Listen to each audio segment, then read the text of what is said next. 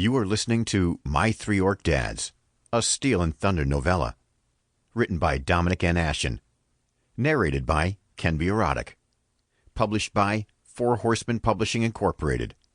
Copyright Dominic and Ashen and 2022.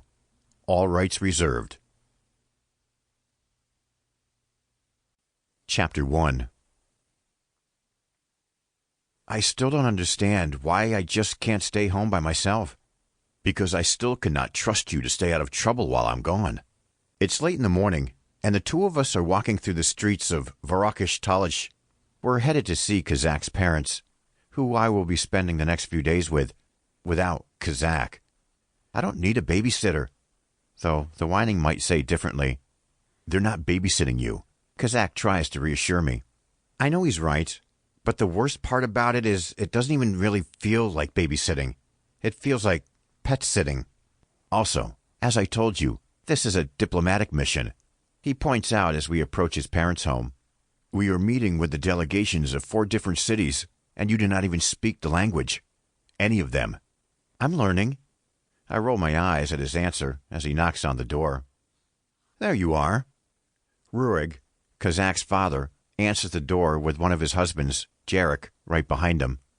Between the two, Ruig is a few years older, a little shorter, and a lot wider, with a generous belly that I've seen shaking on more than one occasion when the man laughs.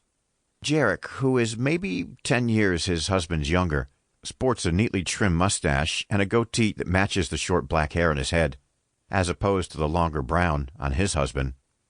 Sorry for the delay, Ruda. Khazak apologizes as we walk inside.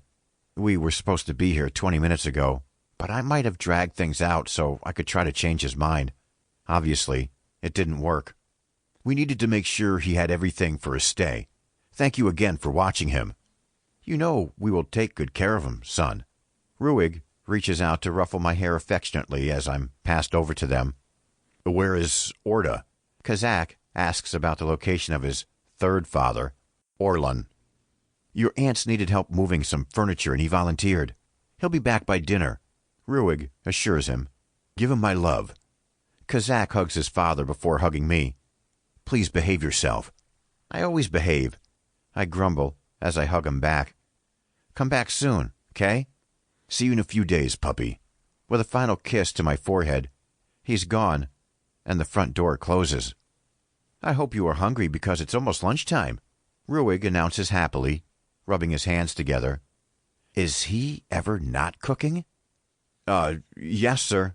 That sounds good. Without Khazak here, I'm feeling a little off balance. Huh, sir? I like you, kid. He ruffles my hair again and turns to Jarek. Will you take him to Khazak's old room to get settled while I get started on lunch? Follow me, David. Jarek puts his hand on my shoulder as he leads me away. Thank you. I follow him into the living room and then down the hall. I've only been here once before, so I don't exactly know where I'm going. Here we are. Jarek opens the door to reveal a familiar-looking room before stepping inside. It's as threadbare as I remember it. A bed, a few bookcases, and a desk in one corner. There's a couple of old-looking bows hanging from the walls, but that's it. Cozy, if not a little boring. I set my bag on the bed, wondering if I should bother unpacking. All I brought was a few changes of clothes, a couple of Khazak's books, and maybe something else for late at night. We changed the sheets before you got here, Jarek informs me. You know, I do not think anyone has slept in this room in over 10 years. Not since Khazak moved out? I think the timeline matches up, at least. Yes. Jarek nods his head. Just a few years after they finished their schooling.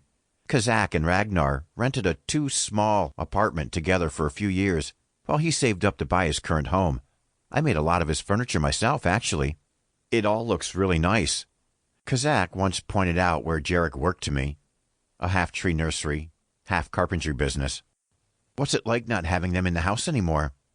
It always gets quieter around here when one of the children moves out, but I suppose it'll be much stranger in a few years after Urza and Ignatz are finally gone. Those two are staying with friends for the next few days. He considers my question for a moment. You know, I cannot say I ever saw myself one day being a father to 5 children, especially seeing as 3 of them. Sample complete. Ready to continue?